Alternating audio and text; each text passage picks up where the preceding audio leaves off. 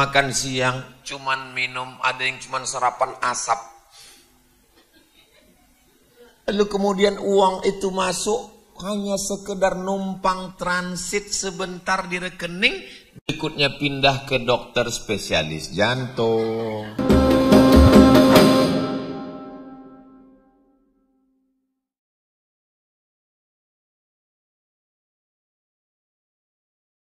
Assalamualaikum warahmatullahi wabarakatuh.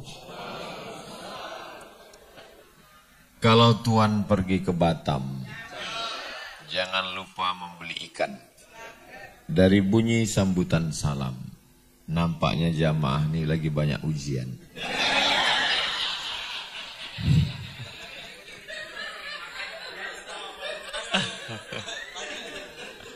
Apa kabar abang, kakak, ibu, bapak semua sehat ya? Mudah-mudahan istiqomah iman dan Islam. Amin ya rabbal alamin. Yang pertama adalah tes. Yang kedua setelah tes, trust. Setelah itu baru live. Yang pertama dites dulu. Kira-kira ada nggak manusia ini yang hidupnya nggak pernah ada ujian sama sekali? Ada, orang gila.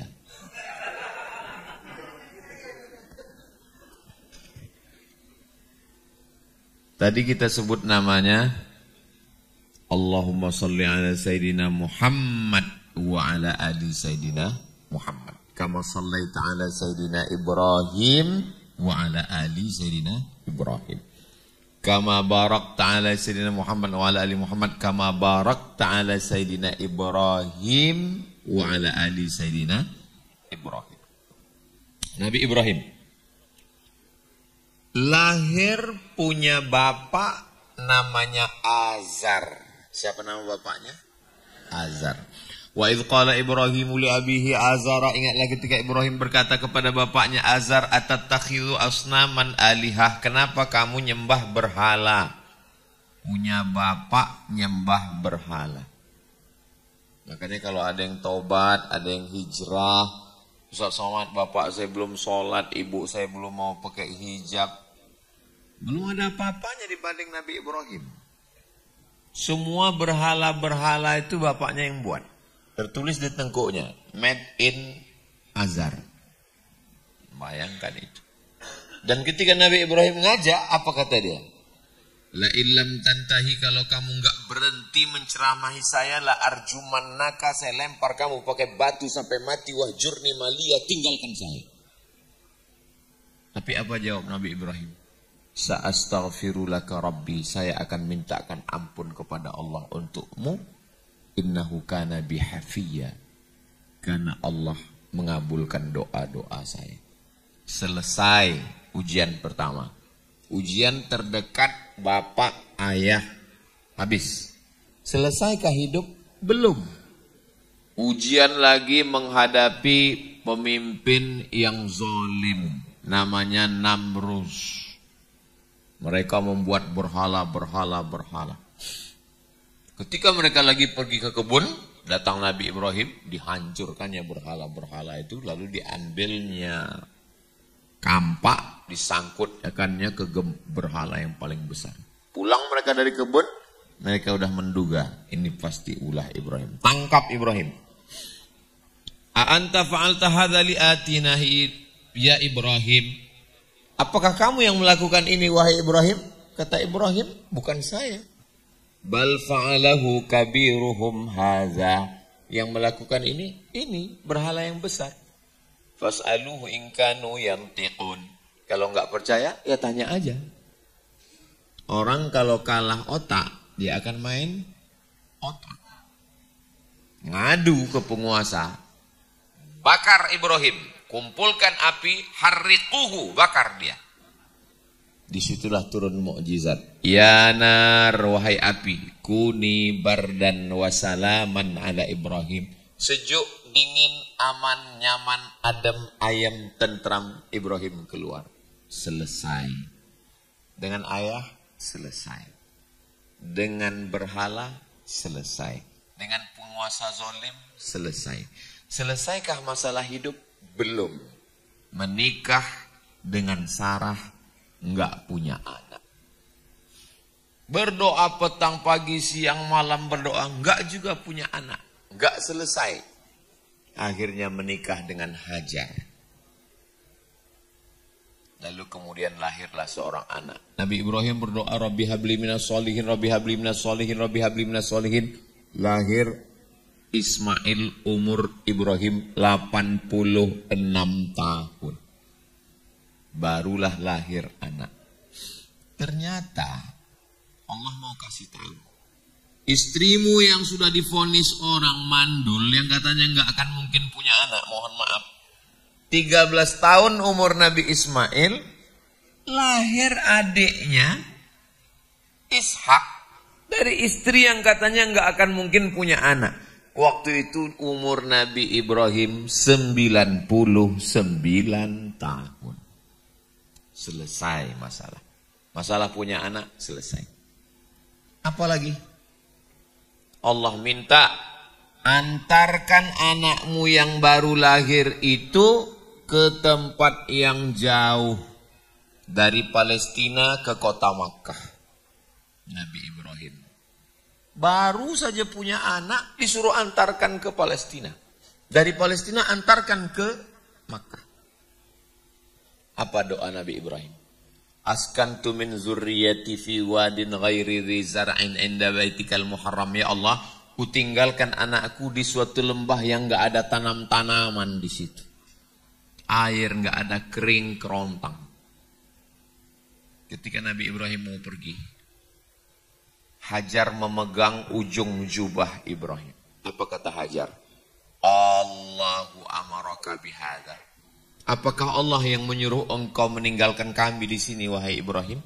Nabi Ibrahim jawab dengan satu kata, Naam, ya. Hajar melepaskan ujung jubah, pergilah. Kata Hajar, yang meninggalkan kami di sini yang nyari rezeki, yang bersama kami di sini yang memberi rezeki. Pergilah wahai Ibrahim.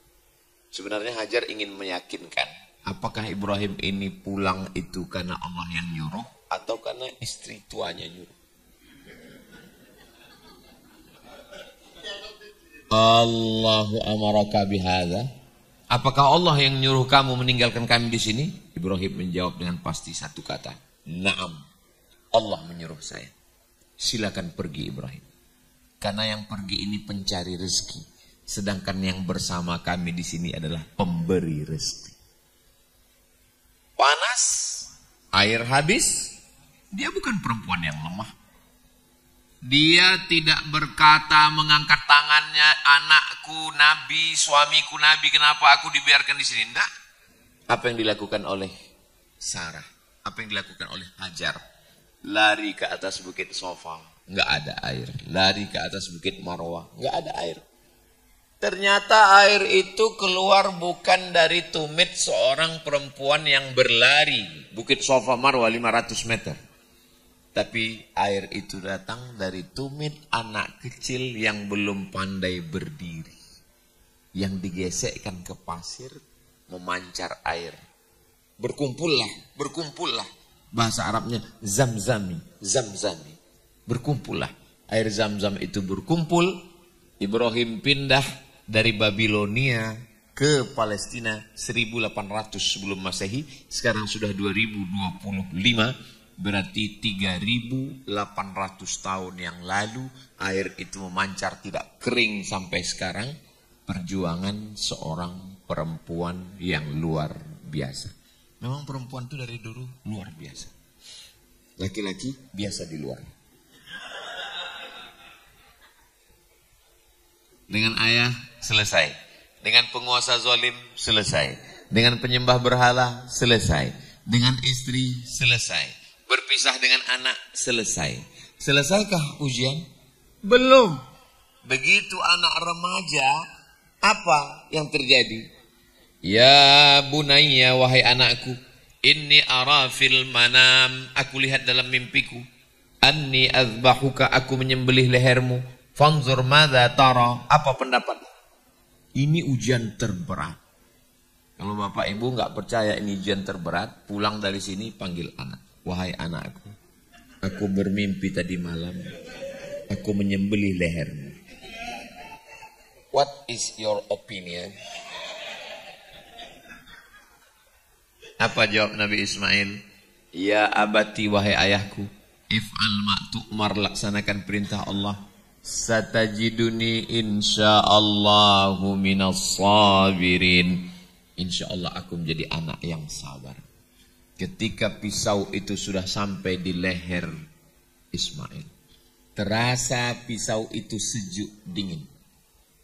Pulang dari sini, pergi ke dapur, ambil pisau, tempelkan. Terasa sudah dingin, dikit lagi mau ditarik, watallahu lil jabin, ketika dia sudah menempel, fafadainahu bidzibhin azim, kami tebus dengan seekor kambing domba yang besar. Disitulah lulusnya ujian terakhir. Jadi kalau ada jamaah yang ngadu, Ustadz saya dulu sebelum tobat, sebelum hijrah, sebelum menemukan titik balik hidup saya enak-enak aja, tapi setelah tobat ini Ustadz, sholat ke masjid pulang sendal hilang, hari kedua helm hilang, lama-lama istri hilang, belum ada apa-apanya.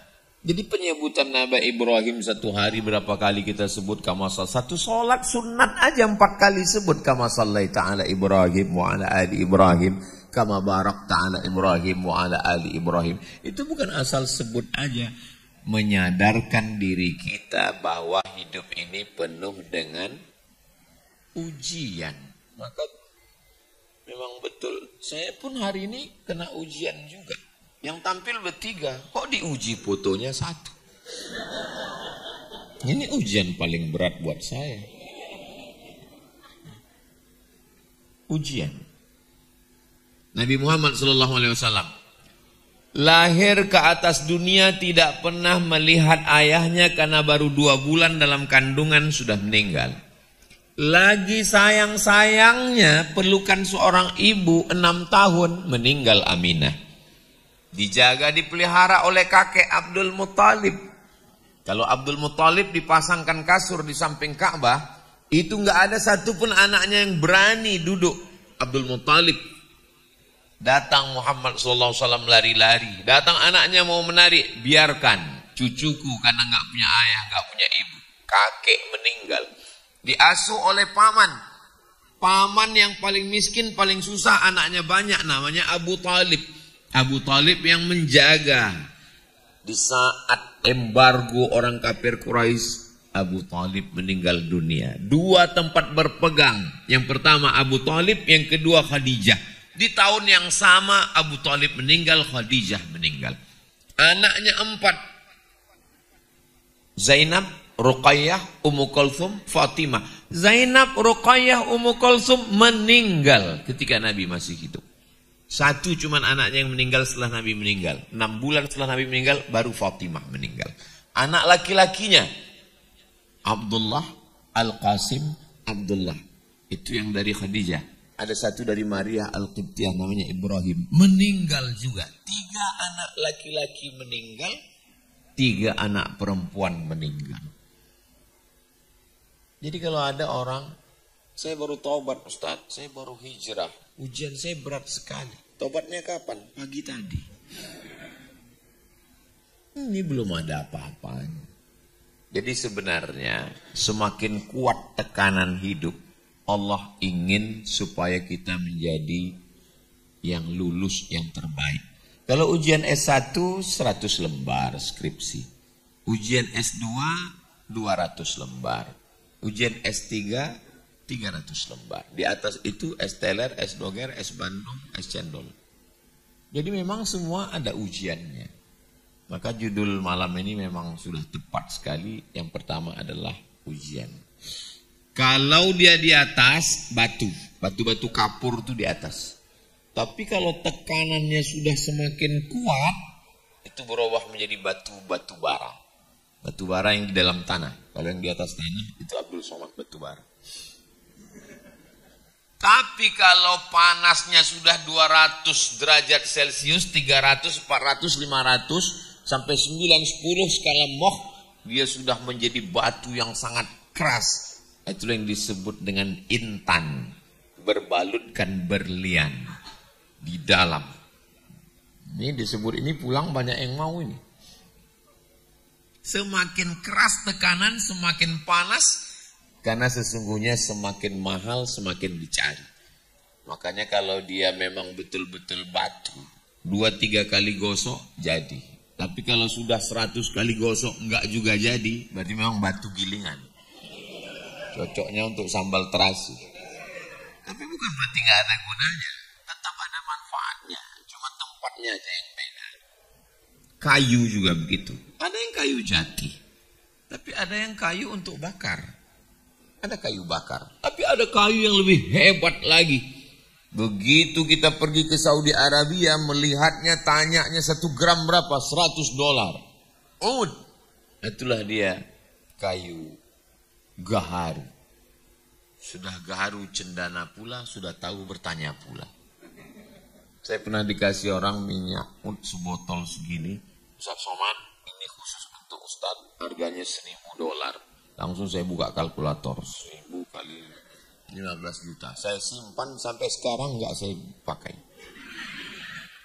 Soalnya kalau saya pakai parfum, biasanya masalah saya oles, yang lain minta. Itu kalau saya pakai nanti yang oles, saya meleleh air mata.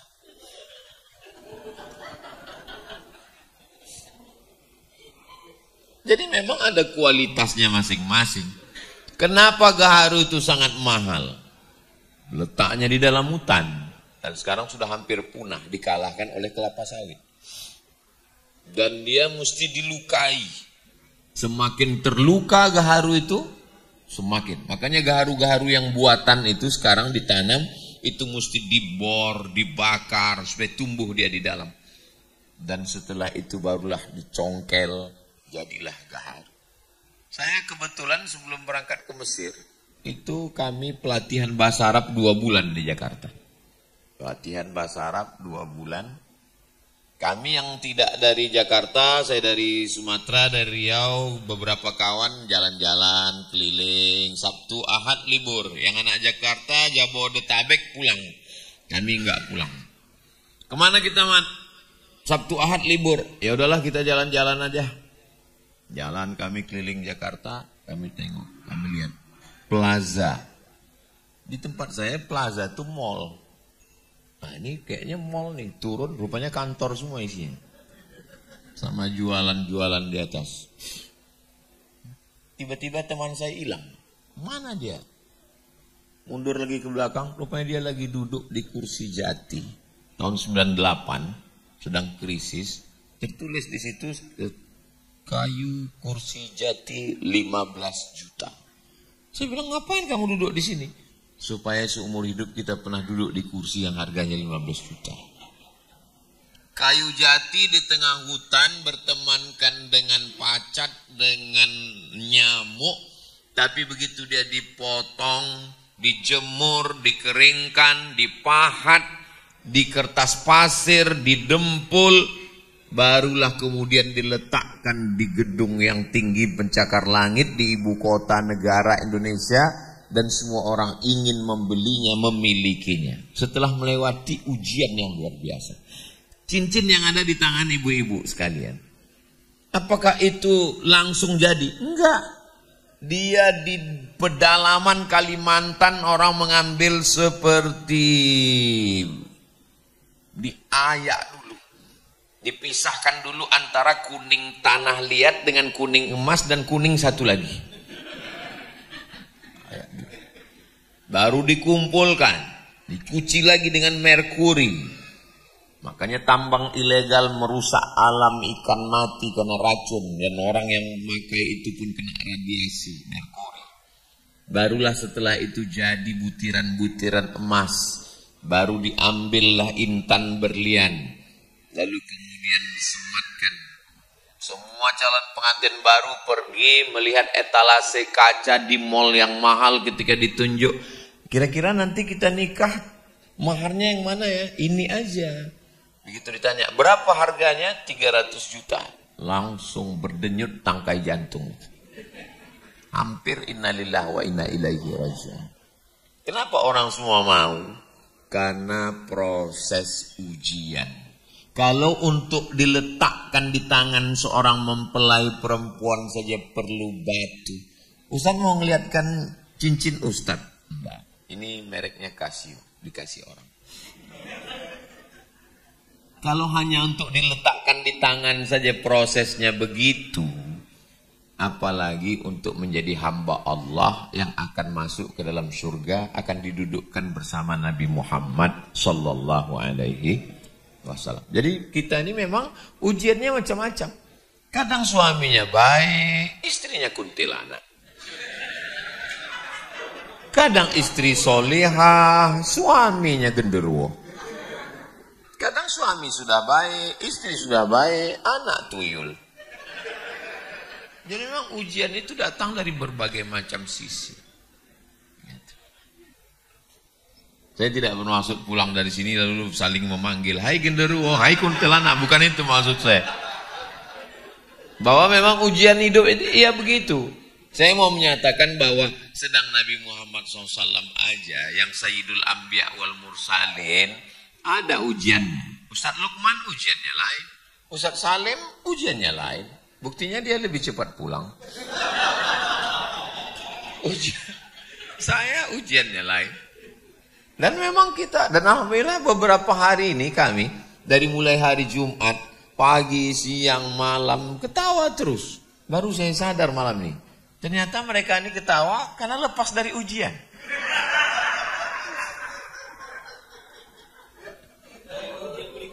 Naik ke level ujian berikutnya. Ujian tidak pernah selesai. Sama seperti kita bawa mobil di jalan tol. Begitu kita sudah nyalip ini, ada mobil di depan, ketemu lagi truk. Kita salip truk, ketemu lagi. Kita, Ustadz, iya. Kalau kita nyalip beberapa mobil di jalan, apakah kita perlu syahadat lagi Pak Ustadz?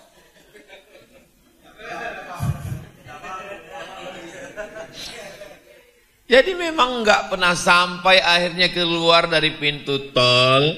Kita melihat pintu tol, alhamdulillah udah berakhir ujian. Tapi pas gitu kita tempelkan kartu, kurang. Ujian terakhir. Ustadz kemarin kan hari Jumat datang ke Surabaya. Dari Surabaya ke Malang. Lalu kemudian ini malam. Besok ada 2 jadwal lagi. Terus Ustadz istirahatnya kapan? Istirahat kita nanti di surga bersama Nabi Muhammad SAW. Kalau berharap hidup ini lepas dari ujian, istirahat enggak bakalan. Kayaknya nanti kalau udah tamat SMA, udah sekolah, pakai seragam lah, rambut mesti pendek lah. Kayaknya nanti enggak boleh pakai motor lah. Nanti kalau udah tamat SMA, kayaknya di kampus nyaman. Kampus lebih banyak lagi ujian buat makalah, presentasi. Kayaknya kalau materi sudah habis kayaknya nyaman, ujian lagi nulis skripsi. Kayaknya kalau udah selesai S1 ini agak aman, ujian lagi nyari kerja. Kayaknya kalau udah kerja ini kayaknya agak tenang Pak Ustadz. Ditanya orang, kapan nikah? Kayaknya kalau udah nikah ini selesai, ditanya orang, kok belum punya anak? Kayaknya kalau udah punya anak tenang ini, ditanya orang, kok anaknya laki-laki semua? Nggak punya anak perempuan. Contohnya siapa? Saya. Kayaknya nanti kalau anak-anak ini udah besar, kita nyaman ya mah. Iya. Rupanya setelah anak besar menikah, dia malah nitipkan anaknya ke kita.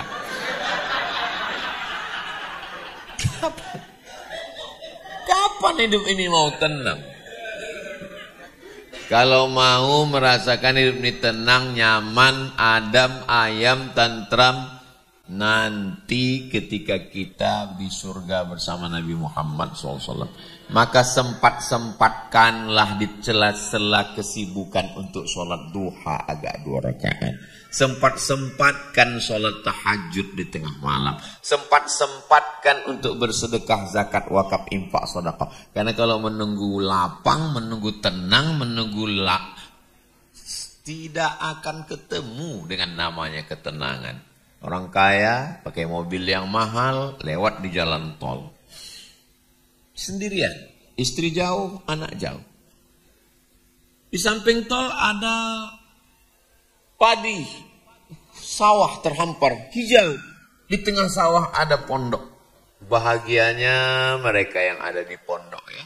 Siang-siang ini bisa makan ikan asin dengan sambal terasi yang bawa istri. Oh, keluarga mereka sakinah mawaddah warahmah. Kata yang di mobil ngelihat orang yang makan. Apa kata mereka yang ada di tengah sawah? Bahagianya yang naik mobil. Padahal sebenarnya kedua-duanya sedang bahagia.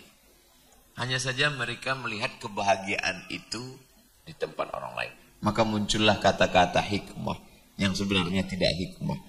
Hijau rumput di rumah lebih hijau rumput sintetis. Kebahagiaanmu adalah yang sedang kau jalani hari ini. Kenapa manusia banyak berduka cita? Karena terlalu memikirkan masa lalu dan terlalu mengkhawatirkan masa depan sampai tidak menikmati masa sekarang. Alhamdulillah. Jangan telepon dari rumah.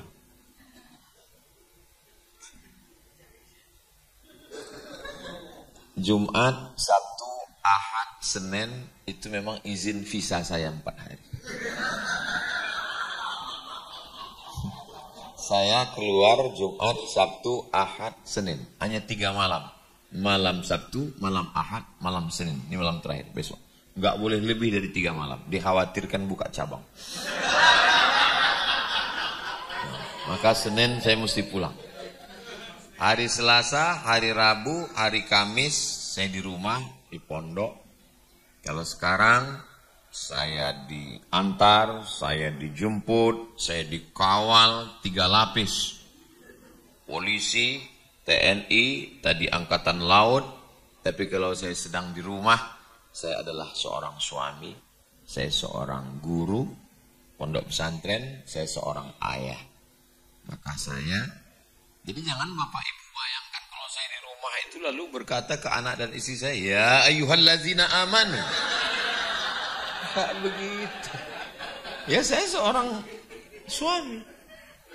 Enggak pakai supir, enggak pakai pengawal. Gimana Ustadz bisa keluar enggak pakai pengawal?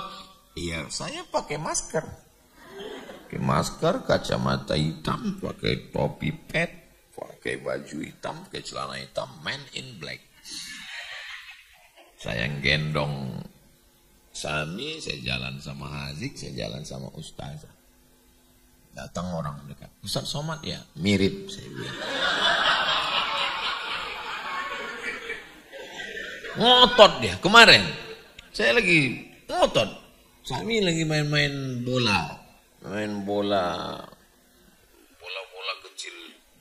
Datang dia, tolonglah Ustaz, saya bilang. Tolonglah kasihani aku, saya bilang. Inilah hariku bersama keluarga. Kapan lagi aku bisa menjadi seorang ayah? Kapan lagi aku bisa menjadi seorang suami? Saya katakan ke istri saya, aku ini macam kain pendek. Kalau ditarik ke kepala, kakiku terbuka. Kalau ditarik ke kaki, kepalaku buka. Aku bukan suami yang sempurna. Aku penuh dengan kekurangan. Tapi aku berusaha untuk mencoba menutupi segala kekurangan. Kau mendampingi aku tidak lama. Sementara di pintu surga saya. Habis itu nanti insya Allah kita bahagia. Nah, jadi saya mau menyampaikan bahwa kalau ibu-ibu, kakak-kakak ditinggal suaminya, istri saya juga mengalami hal yang sama. Kalau suami pergi, saya juga pergi. Dan kalau suami merasakan kekhawatiran, kita sama laki-laki, kita khawatir juga. Dan kalau ditanya tinggal di mana, pulang jam berapa, itu sesungguhnya Allah sedang mengirim security syariah untuk kita. Allah sayang sama kita.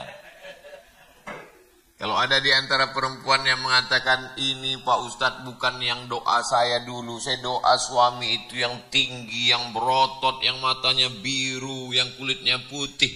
Allah itu ngasih kita bukan yang kita minta, tapi yang menurut ilmu Allah cocok untuk kita. Coba bayangkan suami ibu kayak bule, Itu tingkat kekhawatirannya tinggi sekali. Gula darah naik, jantung koroner naik, detak jantung nggak normal.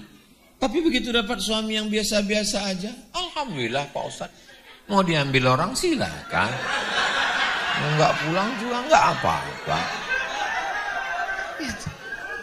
Jadi Allah ngasih, direkam Salman Pak.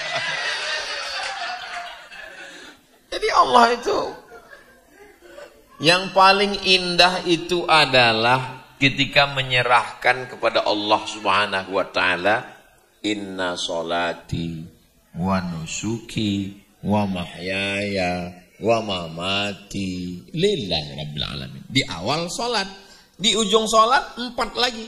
Kalau di awal salat tadi inna sholati wa nusuki wa mahyaya wa mamati, di akhir salat 4 juga. At-tahiyatul mubarakatuh shalawatut thayyibatu lillah. Tapi bukan berarti tanpa usaha dan ikhtiar. Ini air ini memang milik saya. Ini untuk Ustadz Salim, ini untuk Ustadz Lukman, ini untuk Ustadz Heru, ini untuk Ustadz Somad. Memang milik saya. Ustadz kok tahu? Ya saya menduga aja. Karena kami kan berempat. Berarti ini air ini milik saya. Tapi kalau Ustadz Salim tidak menuangkannya dan saya tidak berusaha untuk mengambilnya, mendekatkan ke mulut, apa mungkin dia masuk ke mulut saya? Enggak. Saya tinggal buka mulut. Enggak mungkin masuk. Ada usaha dan ikhtiar. Saya mau mengatakan kita enggak boleh apatis. Jangan gara-gara inna sholati wa nusuki besok ini para bisnismen nih pas ditanya gimana planning kita 2025 2026. Inna sholati wa nusuki wa mahyaya wa mamati lillah. Kalau mau berpikiran simple, kita tinggal pergi ke pasar, ambil ikan, bawa pulang. Kan selesai. Tapi laki-laki tidak begitu. Laki-laki nyewa speedboatnya, bawa motornya, bawa mobilnya, letakkan di tepi sungai, pergi mancing ke tengah laut. Pas ditanya, mau ngapain, mau ngambil ikan? Kenapa nggak beli di pasar? Bukan masalah ikannya Pak Ustadz, adventure. Laki-laki itu petualang Pak Ustadz. 2 hari 2 malam di tengah laut. Dipukul ombak, diempas gelombang, nggak dapat ikan. Pulang malu, beli juga di pasar. Karena petualangannya. Kenapa Ustadz Lukman buat masjid makan-makan? Kenapa Ustadz Lukman buat masjid ramah anak? Itu pasti ada kronologisnya. Bagaimana beliau dulu kuliah di Malaysia. Bagaimana beliau bawa anak pengurus masjid marah-marah. Beliau ingin memperbaiki itu. Tapi tidak hanya sekedar ceramah. Jadi ternyata di balik ujian-ujian itu Allah punya maksud. Saya buat sekolah 1 tahun gratis 25 orang. Kenapa 25? Karena itu batas kemampuan saya. SMP kelas 1 25, kelas 2 25, kelas 3 25. SMA kelas 1 25, kelas 2 25, kelas 3 25. 75 150 anak gratis. Uangnya dari mana? Dari Ustadz Abdul Somad Official. Subscribe, like, share, and comment. Kenapa Ustadz buat sekolah gratis? Ibu saya membawa saya ke guru ngaji pondok pesantren. Dia serahkan saya ke guru. Ustadz, aku serahkan anakku Abdul Somad. Dia serahkan pakai ketan dicampur dengan kunyit, warnanya jadi kuning. Lalu kemudian di atasnya dibuat kelapa dengan gula merah. Tradisi di tempat kami, orang Melayu, kalau anak diserahkan pakai ketan kuning, itu berarti anak ini diadopsi jadi anak angkat. Saya lama berpikir, kenapa mak saya menyerahkan saya ke guru itu supaya jadi anak angkatnya? Mak saya cerdas. Karena kalau saya jadi murid, saya bayar. Tapi kalau saya jadi anak angkat, saya ngaji gratis. Saya sampaikan ke anak santri. Aku dulu diserahkan emakku ke Ustadz Armawi Abdurrahman di sekolah tahfiz supaya aku jadi anaknya. Maka masa lalu itu yang selalu dalam pikiran saya, hikmahnya itulah saya buat pondok untuk laki-laki namanya Nurul Azhar, untuk perempuan Mahat Az-Zahra, laki-laki 150, yang perempuan 150. Channel Ustaz Abdul Somad Official itu setiap bulannya berkisar antara 100 sampai 150 juta. Tidak pernah sekalipun sejak awal channel itu sampai hari ini masuk transfernya ke nomor saya. Semuanya ke nomor yayasan untuk gaji guru, beli beras, beli sabun, sampo, bayar listrik, bayar air, semuanya. Kenapa Ustaz ceritakan ini? Saya mau ngasih tahu bahwa di balik ujian-ujian itu, sekian tahun ke depan Allah ingin kita berbuat sesuatu. Coba andai dulu ujian itu nggak ada pada saya, tidak akan saya lakukan ini karena tidak berkesan di hati saya. Tapi ada yang lain yang mau saya sampaikan supaya jangan orang memfitnah saya. Karena kalau saya pakai mobil, apa kata orang? Ah, itu pasti mobilnya hasil YouTube. Kau tahu dari mana? Dari suara knalpotnya, tuk tuk tuk tuk tuk.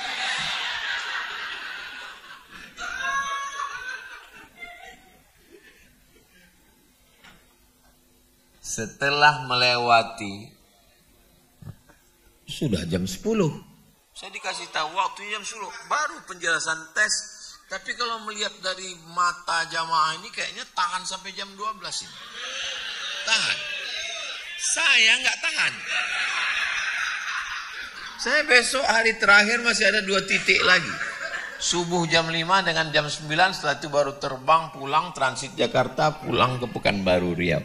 Tapi sebenarnya kita tidak pernah berpisah. Karena kita selalu bersama dalam doa. Setelah diuji baru percaya. Biasanya bos-bos yang punya karyawan dites dulu. Coba tinggal pura-pura dompetnya tinggal. Oh lulus baru dipercaya. Kalau Allah sudah percaya, maka dia akan berikan itu semua. Wala saufa yu'tika rabbuka. Itu enaknya ngaji di Albina nih. Jamaahnya hafal. Walaupun wadduha ke bawah. Kalau Allah sudah percaya akan dia kasih. Cuman masalahnya kadang ketika Allah sudah kasih, di saat itu kita sudah tidak perlu lagi. Dulu saya masih ingat di masa-masa sekolah, masa kuliah.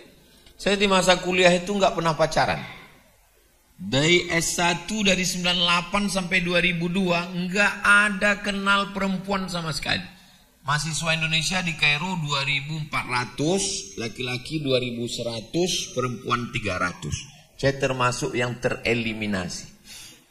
Persaingan ketat.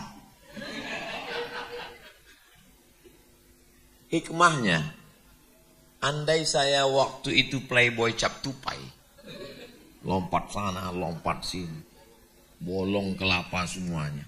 Sekarang saya nggak bisa ngomong. Kalau saya ngomong apa kata kawan-kawan? Ngomong aja. Tapi Allah kondisikan saya. Jadi saya nggak pacaran itu bukan karena takut sama Allah. Memang terkondisikan begitu. Setelah diuji Allah, saya yakin Allah percaya sama saya. Sekarang Allah percaya sama saya. Walaupun saya udah tua, kurus, hitam, pesek, kering, jauh dari ganteng. Tapi bapak ibu, kakak-kakak, coba lihat komen-komen di Instagram, di YouTube, di TikTok. Apa kata Mbak? Ustadz emangnya saya memang nggak bisa balas karena passwordnya dipegang admin. Tapi komen-komen itu saya baca. Masa Ustadz ingat 1000 komen? Beberapanya ingat. Ustadz jadikan aku yang kedua ya.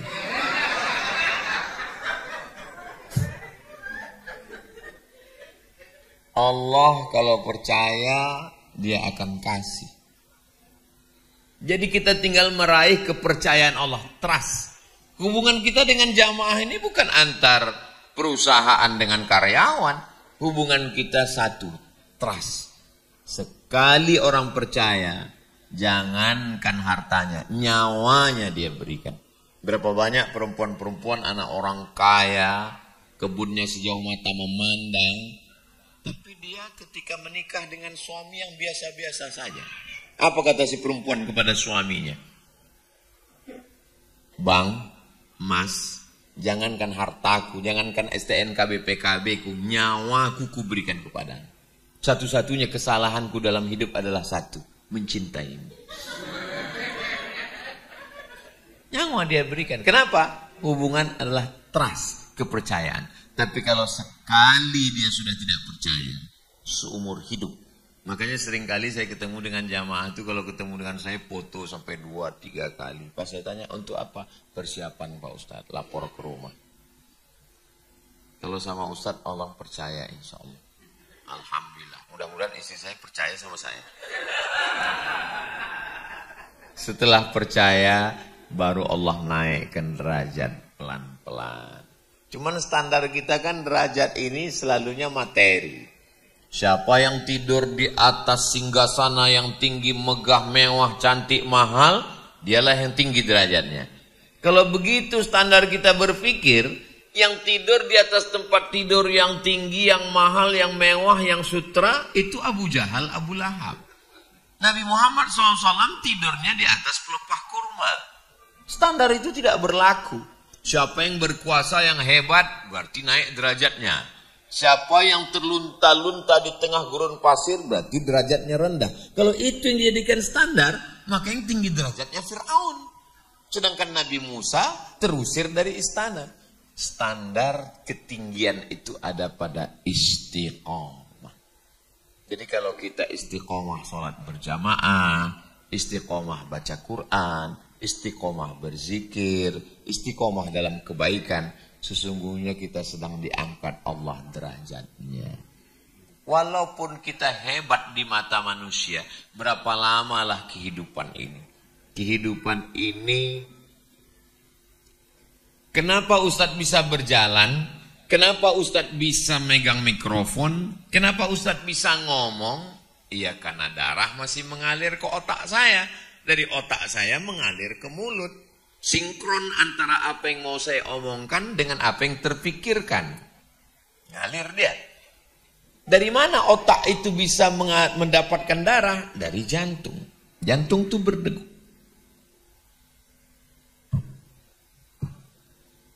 Kalau Allah mau, satu kali degup, berhenti, mati.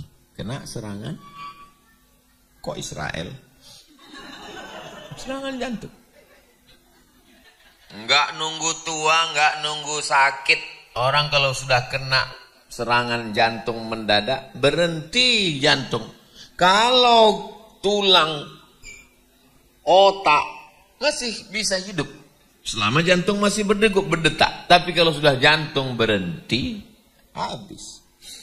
Sekarang ada orang sakit, terbaring, dinyalakan lilin. Begitu dia meninggal, mengembuskan napas yang terakhir, ulama ada di situ. Ulama mengembus lilin itu. Heboh. Kenapa dia ngembus lilinnya? Karena tadi waktu dia hidup, lilin itu punya dia. Tapi begitu jantungnya berhenti dan dia mati, lilinnya punya siapa? Punya orang lain.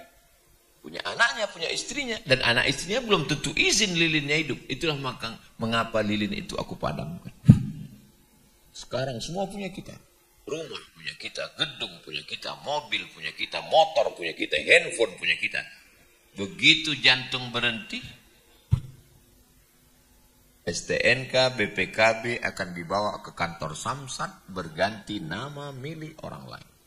Kenapa? Karena polisi tidak mau menangkap almarhum. Begitu jantung berhenti berdegup, surat tanah langsung dibawa ke Badan Pertanahan Nasional BPN. Kenapa? Karena akad jual beli dan kantor pajak tidak mau menagih orang mati.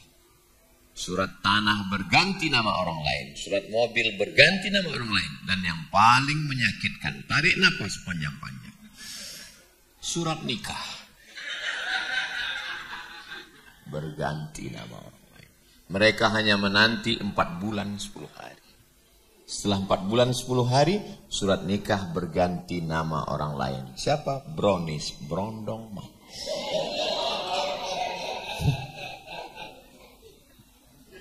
Mereka mulai kumpul reuni SD, reuni SMP, reuni SMA, kamu yang kemarin suaminya meninggal ya? Iya. Perasaan sudah 4 bulan 5 hari. 5 hari lagi, Beb.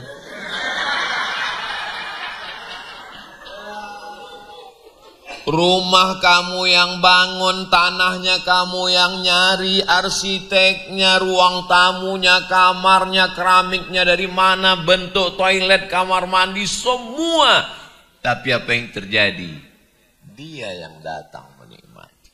Dia bukan cuma naik ke rumahmu, bukan cuma naik ke tempat tidurmu, dia naik ke istrimu. Saya tahu ini menyakitkan. Kadang jujur itu memang menyakitkan. Tapi saya juga nggak mau pulang dari sini kelain. Saya tidak. Saya cuma mau menyadarkan kita yang sesungguhnya. Walaupun saya sedang mengatakan menyadarkan kita. Sebenarnya ke jamaah, ke abang 1. Ke saya 4. Mau menyadarkan kita nih laki-laki. Bahwa kita, bahagiakanlah diri kita. Bersama Allah, membangun masjid, menolong pondok pesantren, menemukan titik balik. Karena pada akhirnya semua akan menjadi milik orang lain. Perempuan-perempuan yang menangis di tepi kubur kita, sudahlah, akhirilah sandiwara ini. Ustaz, sayang, nggak ada lagi maknanya hidup ini. Saya mau masuk ke dalam aja. Biasanya ustaz-ustaz melarang, jangan bu, istighfar. Saya sampai sekarang, kalau ada perempuan yang nangis suaminya meninggal, belum pernah saya larang sekalipun. Saya mau melihat, serius enggak? Cobalah masuk, coba. Nggak ada. Motor yang kita beli, motor yang kita sayang, motor yang kita cinta, belum mandi yang punya motornya udah mandi mengkilat. Begitu 4 bulan 10 hari mereka akan jalan sore-sore. Saking kuat pegangannya. Kecepatan cuma 30 km. Tapi pegangan 120. Dia nanya, mana kubur suamimu yang dulu? Itu sana.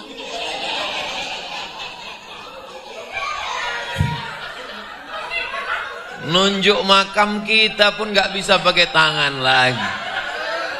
Yang dulu katanya sehidup semati, yang katanya kaulah bulan, kaulah bintang, siang dan malam terbayang-bayang, makan tak kenyang, tidur tak lelap. Puih.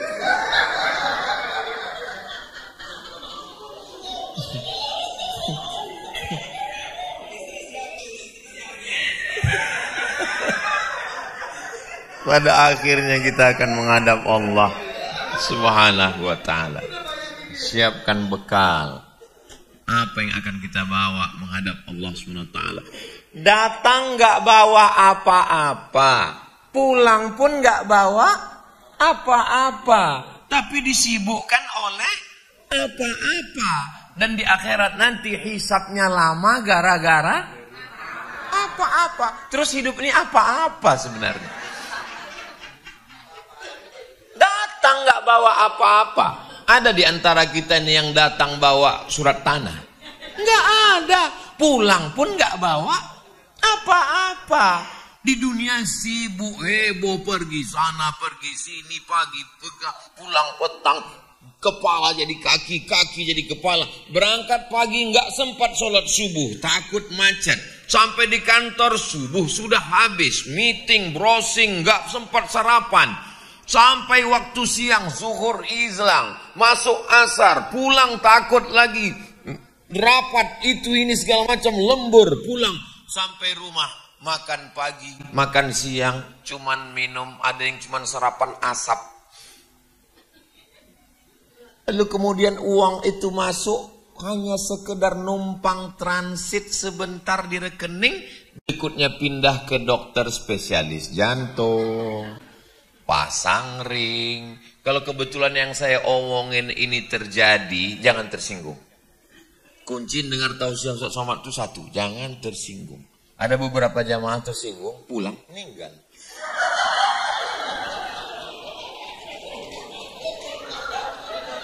Apa yang tersisa dari hidup ini? Enggak ada.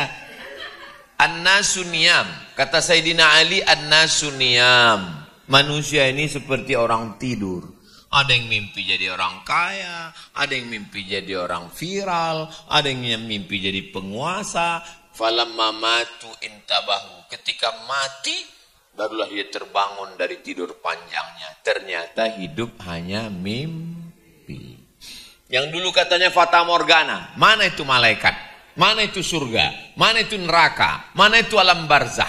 Itu hanya sebelum jantung mau berhenti. Begitu jantung mau berhenti, yang nyata ini menjadi fata morgana. Anakmu, istrimu, rumahmu, motormu hilang menjadi fata morgana. Malaikat maut, mungkar nakir, azab kubur, titian siratal mustaqim, padang mahsyar, surga neraka. Tipis setipis kulit bawang, antara nyata dan tidak nyata, antara ada dan tidak ada. Pada akhirnya kita akan menghadap Allah Subhanahu wa ta'ala. Andai saudara-saudara saya dapat kabar Ustaz Somad sudah mendahului, maukah membacakan Al-Fatihah untuk saya? Maukah mendoakan saya? Alhamdulillah, saya sudah jelas nasib saya.